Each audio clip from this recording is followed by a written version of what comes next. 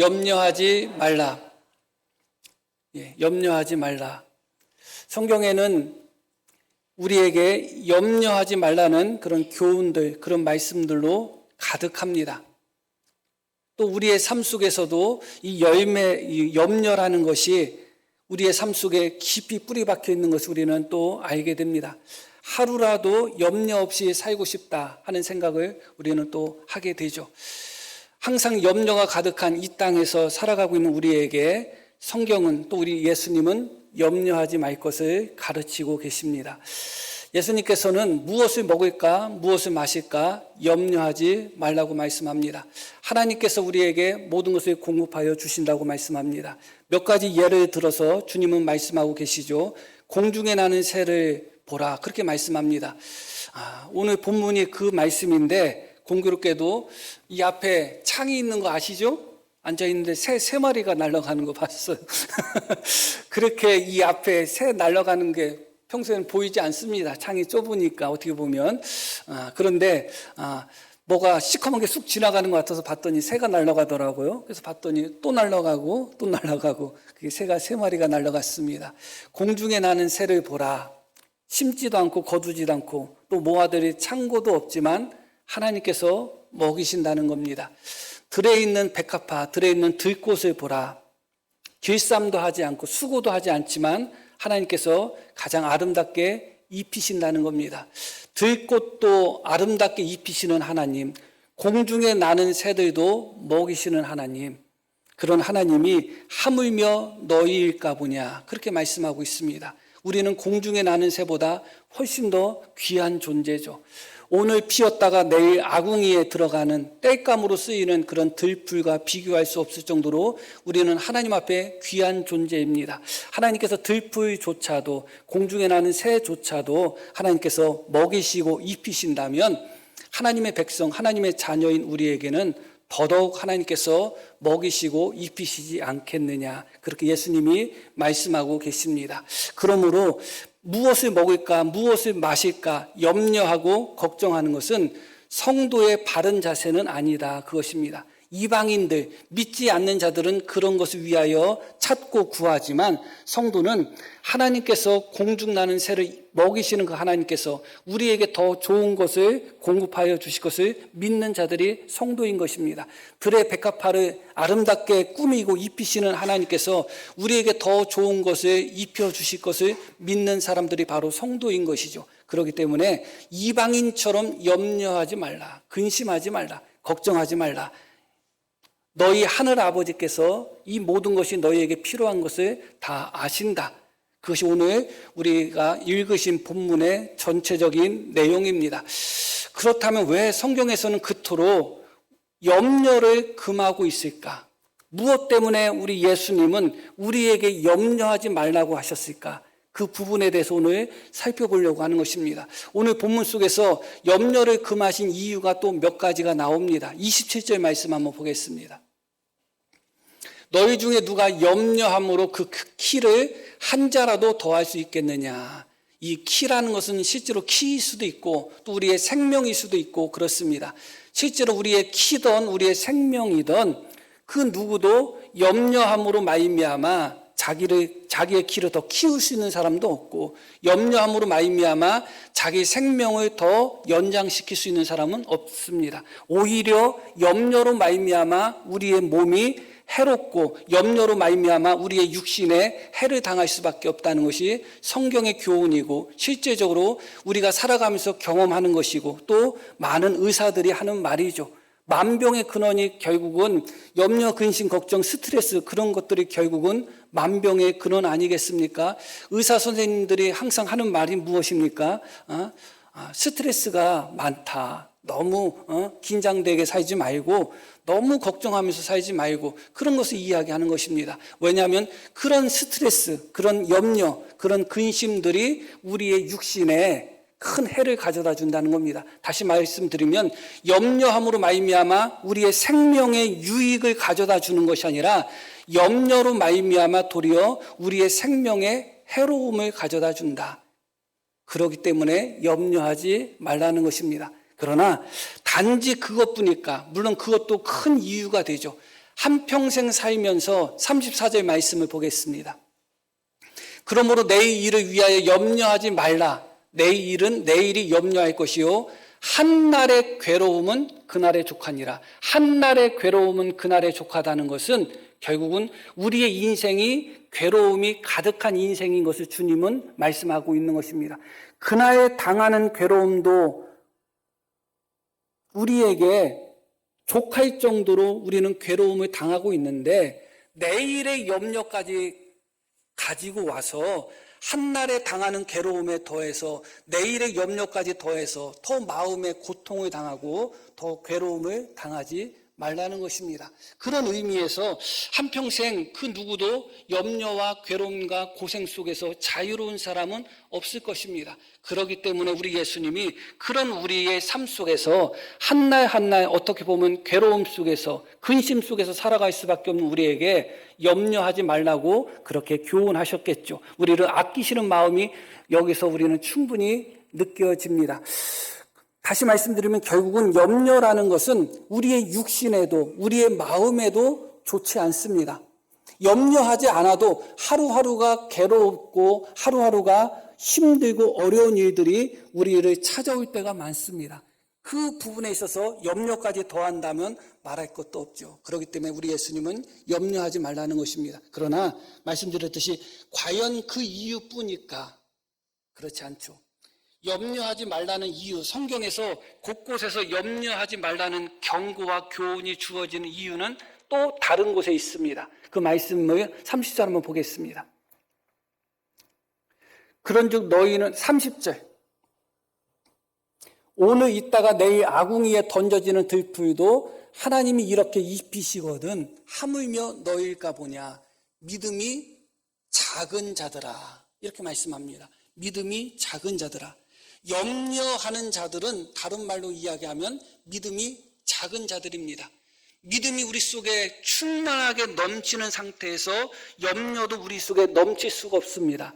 염려와 믿음은 함께 할 수가 없습니다. 염려와 믿음은 반비례할 수밖에 없고 서로가 서로를 밀쳐낼 수밖에 없는 것입니다. 우리 마음속에 염려가 가득하다는 것은 곧 내 마음속에 믿음이 부족하다는 것을 보여주는 방증인 것입니다. 언제나 이 염려는 우리의 믿음을 약하게 만들고 우리의 믿음을 질식하게 만들고 우리의 믿음을 연약하게 만드는 것입니다. 그렇기 때문에 염려하지 말라는 것입니다. 성경은 언제나 우리에게 믿음을 교훈하고 있는데 믿음으로 살아가야 되는 성도들이 이 염려로 말미암아 날마다 그 믿음이 더 연약해질 수밖에 없는 것이죠. 그렇기 때문에 우리 주님은 말씀하고 계시는 것입니다.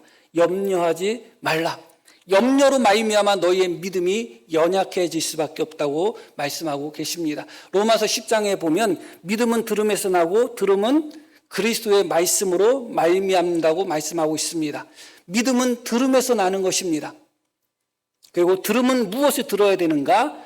예수님의 말씀, 그리스도의 말씀을 듣는 것을 통해서 우리에게 믿음이 자라나고 성장한다는 것이죠. 지금 이 순간도 하나님의 말씀을 우리가 듣는 것은 결국은 그 말씀으로 말미암아 그 말씀이 우리에게 심겨진 말씀으로 말미암아 우리에게 믿음이 성장하기 위한 목적을 가지고 우리가 말씀을 듣는 것입니다. 언제나 믿음은 하나님의 말씀을 듣는 것에서부터 시작이 됩니다. 그런데 문제는 마가복음 4장 말씀을 보겠습니다. 밭의 비유 중에 가시떨기에 관한 말씀입니다. 또 어떤 이는 가시떨기에 뿌려진 자니 이들은 말씀을 듣기는 하되 가시떨기에 뿌려진 그 가시떨기 밭은 어떤 밭인가? 이어서 이렇게 말씀이 나오죠. 세상의 염려와 재물의 유혹과 기타 욕심이 들어와 말씀을 막아 결실하지 못하게 하는 자다. 믿음은 들음에서 나오고 들음은 그리스도의 말씀으로 말미암다고 말씀하는데 하나님의 말씀을 들음으로 말미암아 우리에게 믿음이 생기는데 문제는 그 하나님의 말씀을 막아서 결실하지 못하도록 만드는 것이 바로 우리 안에 있는 염려라는 것입니다. 말씀을 들어서 그 말씀이 우리에게 심겨져서 그 말씀으로 말미암아 우리에게 믿음이 자라나야 되는데 그 말씀이 심겨지지만 자라나지 못하도록, 그 말씀이 결실하지 못하도록, 그 말씀이 성장하지 못하도록 그 말씀을 막아버리는 세력이 있는데 그것이 바로 염려라는 것입니다. 여기서 막아 결실하지 못하게 되는 자다 이렇게 말씀이 나오는데, 막는다는 단어가 바로 질식시킨다는 의미의 단어입니다. 숨을 쉬지 못하도록 한다는 것입니다. 가끔가다 그런 말 하죠. 너무 답답해 사는 게, 혹은 진짜 여기 어디만 가면 나는 정말 숨을 못 쉬겠어. 우리가 압박을 느낄 때 그렇게 표현할 때가 있습니다. 염려가 우리가 하나님의 말씀을 들었을 때, 그 하나님의 말씀이 우리 밭에서 심겨지고 자라나갈 때 그 염려가 하나님의 말씀이 자라지 못하도록 목을 졸라버린다는 겁니다. 질식시켜버린다는 겁니다. 숨쉬지 못하도록 만든다는 겁니다. 그래서 믿음은 들음에서 나오고 들음은 그리스도의 말씀으로 말미암는데, 그 말씀을 아무리 많이 듣고 들어도 그 말씀이 우리 마음속에 심겨지고 또 심겨져도, 그래 맞아, 그 말씀대로 살아야지, 그 말씀대로 순종해야지 하는 마음이 우리 속에 있지만, 그런 말씀을 우리 안에 있는 이미 우리 안에 가득한 염려가 그 말씀이 자라지 못하도록, 그 말씀을 숨쉬지 못하도록 질식시켜버리고 막아버린다는 겁니다. 그러니까 말씀을 아무리 많이 읽어도 믿음이 성장하지 않는 거예요. 말씀을 아무리 많이 들어도 내 안에 믿음이 자라나질 않는 거예요. 변화되지를 않는 거예요. 열매 맺지를 못하는 거예요. 들을 때뿐이에요. 왜 들을 때뿐일까요? 들어서 말씀이 내 안에 심겨지지만 얼마 가지 않아서 내 안에 있는 염려가 그 말씀을 질식시켜서 그 말씀을 죽여버리는 겁니다. 그러니까 말씀이 자라나지를 않아요. 말씀이 자라나지 않으니까 믿음이 성장하지 않는 것입니다. 그만큼 염려가 무서운 것이죠. 누가복음 말씀도 한번 보겠습니다. 누가복음 21장 말씀 보면, 너희는 스스로 조심하라. 그렇지 않으면 방탕함과 술 취함과 생활의 염려로 마음이 둔하여지고 뜻밖의 그날이 덕과 같이 너희에게 임하리라. 생활의 염려로 마음이 둔하여진다. 둔하여진다는 이 단어는 무거운 것으로 짓누른다는 의미입니다. 염려가 우리의 마음을 짓눌러 버린다는 겁니다. 그래서 우리 마음속에 하나님의 말씀이 자라지 못하도록 하는 겁니다. 말씀을 질식시켜버리고 말씀을 짓눌러버리고 우리의 마음을 찍어 눌러가지고 언제나 우리의 마음은 찌들어 있는 겁니다. 염려에 찌들어 있기 때문에 하나님의 말씀이 들어와도 잘 심겨지지도 않고, 심겨져도 그것이 질식하거나 짓눌려서 결국은 자라나지를 못하는 겁니다. 날마다 배우고 날마다 말씀을 읽고 날마다 말씀을 들어도 우리 안에 이미 염려라는 쓴뿌리가, 염려라는 가시떨기가 우리 마음속에 이미 뿌리 있게 박혀 있으면 그 말씀이 제대로 심겨지지가 않고 제대로 자라나지를 않는 것입니다. 지금 성도님들의 믿음이 바로 그런 상태인 것입니다. 말씀을 전하는 목사인 저도 제 자신을 돌아볼 때 이런 믿음의 상태일 때가 많이 있음을 고백하지 않을 수가 없습니다. 말씀을 읽지만, 말씀을 듣지만 그것이 얼마 가지 않습니다. 이미 우리 안에 있는 염려에게 그 말씀이 잠식당하는 거죠. 말씀이라는 것은 어떻게 보면 한도 끝도 없이 능력이 있지만 어떻게 보면 한도 끝도 없이 연약합니다. 하나님의 말씀을 듣는 순간 우리의 마음속에 있는 염려가 완전히 뿌리째 뽑히면 얼마나 좋겠어요. 그런데 대부분의 경우에 하나님의 말씀을 듣는 순간 우리 안에 있는 염려가 뿌리 뽑히는 것이 아니라 도리어 그 말씀이 우리 안에 있는 염려에 잡아먹혀버립니다. 지금 제가 드리는 말씀이 어떤 말씀이에요? 염려하지 말라는 말씀이죠. 그런데 놀랍게도 염려하지 말라는 이 말씀조차도 이미 우리 성도님들 안에 있는 염려로 말미암아 잡혀먹힐 가능성이 큽니다. 그러니까 답이 없는 거죠. 염려하지 말라는 그 말씀조차도 우리 마음속에 심겨져서 염려의 싹을 잘라버리고 염려의 뿌리를 뽑아버려야 되는데, 염려하지 말라는 그 말씀을 듣는 지금 이 순간조차도 여전히 우리 마음속에 염려가 왕노릇하고 있는 거예요. 그래서 염려하지 말라는 말씀을 들으면서 그래 염려하지 말아야지 하고서 말씀이 심겨지지만, 염려하지 말아야지 하는 그 말씀이 심겨지지만 그 말씀이 우리 속에 있는 염려를 이기는 것이 아니라 대부분 경우에 우리 안에 이미 자리 잡고 있는, 이미 깊이 뿌리 박고 있는 그 염려가 염려하지 말라는 그 말씀조차도 질식시켜 버리는 것입니다. 그러니까 염려하지 말라는 말씀을 듣는 이 순간조차도 여전히 우리 마음속에 염려가 그대로 남아있잖아요. 그만큼 염려가 무서운 겁니다. 하나님의 말씀을 통하지 않고서는 우리의 믿음이 성장할 수 없는데, 하나님의 말씀을 듣는 그 순간조차도 이미 먼저 우리 마음속에 염려가 문지기처럼 우리의 마음을 지키고 있는 거예요. 그래서 그 염려가 하나님의 말씀이 우리 안에 들어올 때마다 질식시켜버리고 잠식해버리고 짓눌러버려가지고 하나님의 말씀이 결실하지를 못합니다. 믿음이 성장하지를 못하는 것입니다. 여전히 우리는 염려하지 말라는 말씀을 듣지만 여전히 염려하는 사람으로 그대로 남아있는 것입니다. 아멘과 함께 한숨이 함께 나오는 그런 신앙생활을 우리는 함께 하고 있는 것이죠. 이게 우리의 부족함이고 이게 우리의 연약함인 것입니다. 어떻게 하면 좋을까? 말씀을 들음으로 말미암아 우리에게 믿음이 생기는 것인데, 말씀을 읽음으로 말미암아 우리에게 믿음이 생기는 것인데, 문제는 뭐예요? 그 말씀이 우리 안에 심겨질 때 이미 염려가 우리 안에 가득하면 말씀이 제대로 심겨지지도 않고, 심겨졌다 할지라도 이미 우리 안에 가득한 염려로 말미암아 말씀이 질식해서 죽는데, 그러면 어떻게 하면 되겠냔 말이죠. 한번 악순환에 빠져버리면 헤어나오지 못할 때가 참 많습니다. 이 염려는 빠져나올 수 없는 함정처럼, 빠져나올 수 없는 덫처럼 우리를 올가매고 있습니다. 그래서 무섭습니다. 빠져나오려고 하면 할수록 더 우리를 올가맵니다. 더 우리를 깊이 빠뜨려 버립니다. 이 염려 속에서 우리가 승리해야 되는데, 말씀으로 승리해야 되는데 이 말씀이 염려로 말미암아 질식해버리니 어떤 방법이 있을까요? 그렇기 때문에 결국은 염려를 이길 수 있는 방법은 기도밖에 없는 것입니다. 기도밖에 없는 것이죠. 빌립보서 말씀 한번 보겠습니다. 아무것도 염려하지 말고 다만 모든 일에 기도와 간구로 너희 구할 것을 감사함으로 하나님께 아뢰라, 이렇게 말씀이 나오죠. 아무것도 염려하지 말고 하나님께 모든 것을 기도와 간구로 하나님께 구하라. 베드로전서 말씀도 보겠습니다. 5장 7절 보면 너희 염려를 다 주께 맡기라, 이는 그가 너희를 돌보심이라.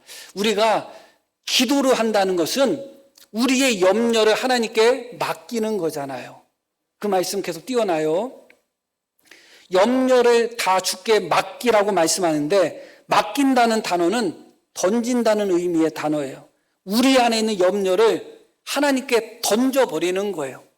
그게 염려를 맡기는 거예요. 하나님, 나 염려 있으니까 조심조심 이 염려 깨지지 않게 해주세요가 아니라 하나님 앞에 집어 던지는 겁니다. 염려를 집어 던지는 겁니다. 엄마한테 빨랫감 집어 던지듯이 염려를 집어 던지는 것입니다. 왜 우리가 하나님께 염려를 집어 던질 수 있겠는가? 그 이유가, 이는 하나님이 너희를 돌보시기 때문에 그렇다. 이 돌본다는 단어가 어떤 의미의 또 단어냐? 영어하고도 똑같은데 염려한다는 의미가 여기에 포함된 단어예요. 걱정한다는 의미가 포함된 단어예요. 그럼 이걸 이렇게 이해할 수가 있습니다. 너희 염려를 하나님께 다 던져버려라. 왜냐하면 하나님이 너희를 염려하고 계신다. 하나님은 너희를 지금 염려하고 계신다. 우리를 염려하고 계시는 그 하나님께 나의 염려를 던져버리라는 것입니다. 부모와 자녀가 있을 때 어느 순간에 부모와 자녀의 위치가 바뀝니다. 그러나 어렸을 때는 부모는 뭐든지 해줄 수 있는 그런 힘이 있는 것처럼 보이잖아요. 그렇죠? 그런데 그 부모의 관심은, 그 부모의 염려는 언제나 자녀에게 있습니다. 하나님이 우리를 염려하고 계신다는 겁니다. 더 직접적으로 번역하면 하나님의 염려는 너희다, 그런 의미입니다. 하나님의 염려는 너희 자신이다. 하나님은 너희를 염려하고 계신다. 너희를 돌보시고 계신다. 그러니 너희를 염려하고 너희를 돌보시는 하나님께 너희 염려를 어떻게 하라? 던져버리라는 겁니다. 그런데 문제는 이놈의 염려가 기도 순간까지도 우리를 장악한다는 게 문제예요. 말씀을 듣는 순간조차도 우리 안에 있는 염려가, 염려하지 말라는 말씀을 듣는 순간조차도 우리 안에 있는 염려가 그 말씀을 질식시키는 것처럼 우리 안에 있는 염려가 우리로 하여금 기도를 못하도록 만들어요. 우리로 하여금 기도를 하지만 믿고 기도하지 않고 의심하도록 만드는 것입니다. 아무것도 염려하지 말고 오직 모든 일에 기도와 간구로 너희 구할 것을 감사함으로 하나님께 아뢰라. 그런데 우리의 기도는 아무것도 염려하지 않고 오직 모든 일에 기도와 간구로 하나님께 나가는 것이 아니라 너무너무 염려가 가득한 거예요. 너무너무 염려가 가득하다 보니까 기도도 오히려 잘 되지가 않아요. 염려가 말씀의 숨을 막아버리고 말씀을 질식시키는 것처럼 염려가 기도의 숨통도 끊을 때가 많아요. 문제가 많고 괴로움이 많으면 하나님 앞에 기도하게 되어 있습니다. 그러나 문제 있고 괴로움이 있는 것과 그것을 염려하고 걱정하는 것은 다른 이야기예요. 내 앞에 문제가 있을 때 믿음으로 하나님께 기도해야 되는데 대부분 사람들 내 앞에 염려가 있으면 그때부터 한숨 쉽니다. 그때부터 걱정하고 염려합니다. 그러면 염려하고 걱정할 때는 기도도 안 나와요. 주여, 아이고, 안 나와요. 그리고 그 염려가 우리로 하여금 기도함에 있어서 믿고 기도해야 되는데, 염려하지 않고 기도해야 되는데, 우리로 하여금 염려하도록 만들고, 의심하도록 만들고, 걱정하도록 만드는 거예요. 그러니 빠져나올 수 없는 거예요. 저는 이 말씀을 읽고 묵상하면서 정말 염려가 정말 무섭구나. 왜 성경에서 그렇게 염려를 경계하고 또 경계하고 또 경계했는가를 다시 한번 생각하게 됐어요. 염려는 말씀을 질식시켜버릴 뿐만 아니라 기도의 숨통까지도 끊어버릴 때가 많아요. 그러니 방법이 없는 거예요. 말씀으로 말미암아 우리의 믿음이 자라나는데 그 말씀을 결실하지 못하도록 막아서는 것이 염려고, 그 염려를 하나님 앞에 집어 던지는 기도로 해야 되는데 기도하는 그 순간조차도 우리 마음속에 염려와 걱정이 가득해서 하나님 앞에 온전히 기도하지 못하도록 만들어버리는 거예요. 그러니 빠져나갈 구멍이라도 있어야 되는데 빠져나갈 구멍이 없는 거예요. 염려가 많을수록 기도가 더 잘 되고, 염려가 많을수록 더 믿음의 기도가 하나님 앞에 이루어진다면 문제될 거 하나도 없습니다. 그런데 염려가 많으면 많을수록 기도의 문은 점점 막혀버리고, 염려가 많으면 많을수록 걱정 근심 속에서 점점 믿음의 기도는 사라지고, 기도하면서도 의심하고, 기도하면서도 답답하고, 기도하면서도 절망하는 모습이 우리의 모습인 거예요. 기도로도 안 되고 말씀으로도 안 되고, 그러면 염려는 천하무적인가 그런 생각도 하게 되는 것이죠.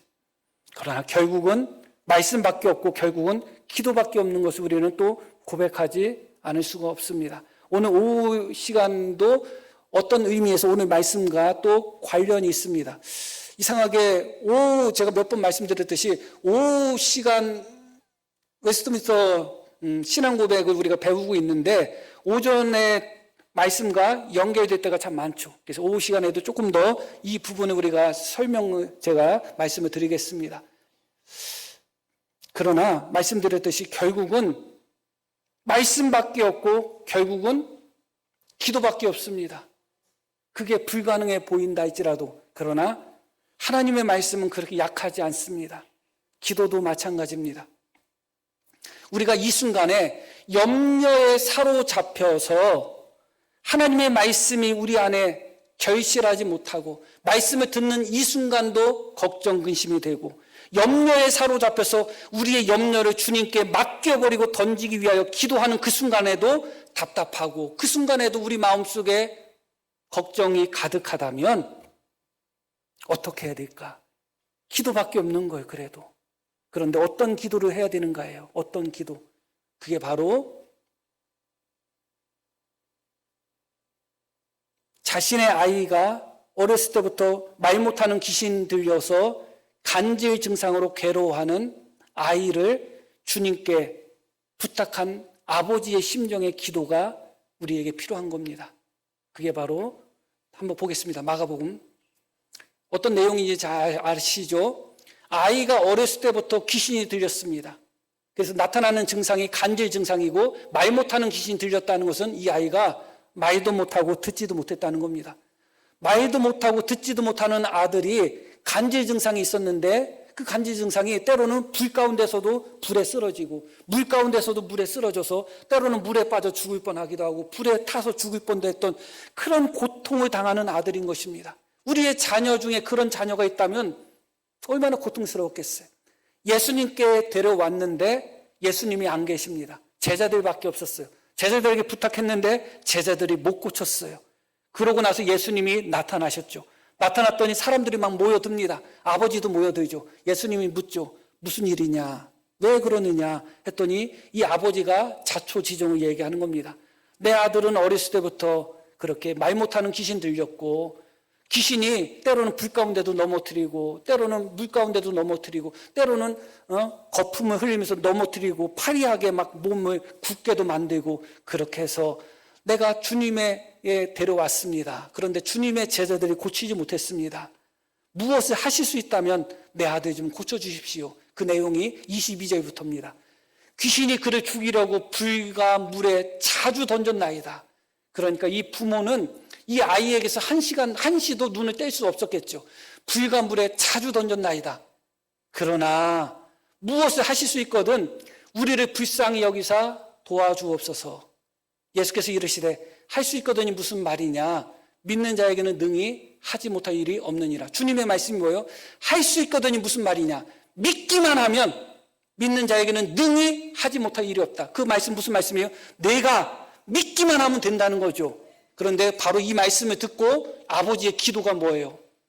곧 그 아이의 아버지가 소리질러 이르되 내가 믿나이다. 나의 믿음 없는 것을 도와주소서. 믿기만 하면 믿는 자에게 능치 못할 일이 없다고 말씀하셨는데 믿기만 하면 어렸을 때부터 고통당했던 내 아들이 살아난다는 것을 주님은 말씀하는데 그런데 그 순간조차도 주님께 기도하는 그 순간조차도 이 아버지 마음속에는 의심이 가득한 거예요. 우리가 하나님 앞에 염려, 걱정을 내려놓으면서 기도하는 그 순간조차도 우리 안에 염려가 가득한 것처럼 믿기만 하면 믿는 자에게 능치 못할 일이 없다고 주님이 말씀하셨음에도 불구하고 이 아버지 마음속에는 여전히 그 마음속에 의심이 있었어요.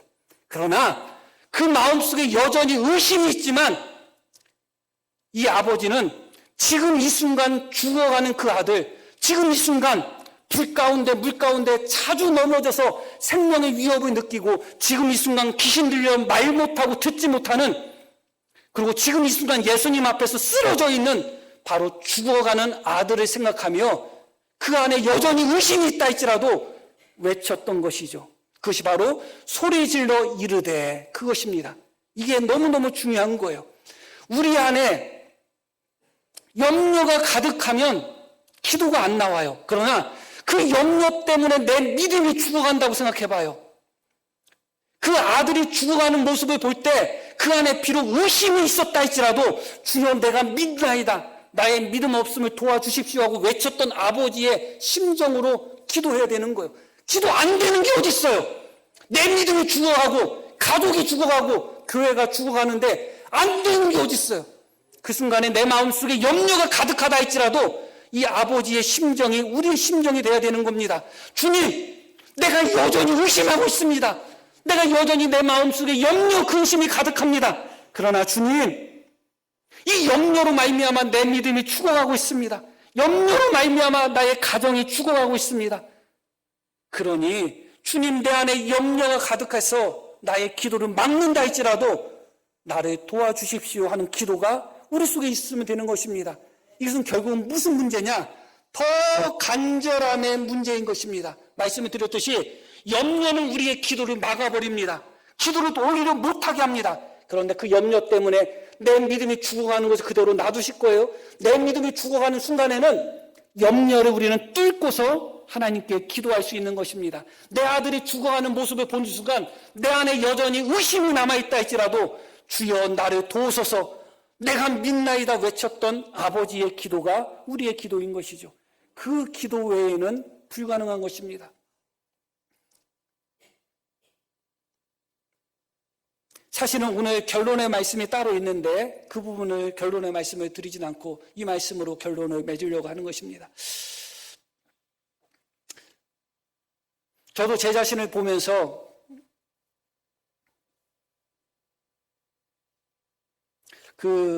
고등학교 때부터 신앙생활을 했는데 큰 소리로 뜨겁게 기도를 참 많이 했습니다. 정말 많이 했습니다. 그런데 어느 순간부터 못된 기도의 습관이 들었죠. 조용조용 하는 못된 기도의 습관. 그렇다고 해서 또 오해하지 마시기를 바랍니다. 또 아주 못된 건 아니에요. 여하튼 그렇습니다. 목사님들 보고 사모님들 보니까 제가 다녔던 교회를 기준으로 말씀드리는 거예요. 주여, 주여, 이러고 계셔요. 이야, 저렇게 기도하는 게 깊은 기도인가? 그래서 저도 어느 순간 주여, 이렇게 바뀌어버렸습니다. 그런데 그래도 외쳐야 되는 순간에는 외쳤습니다.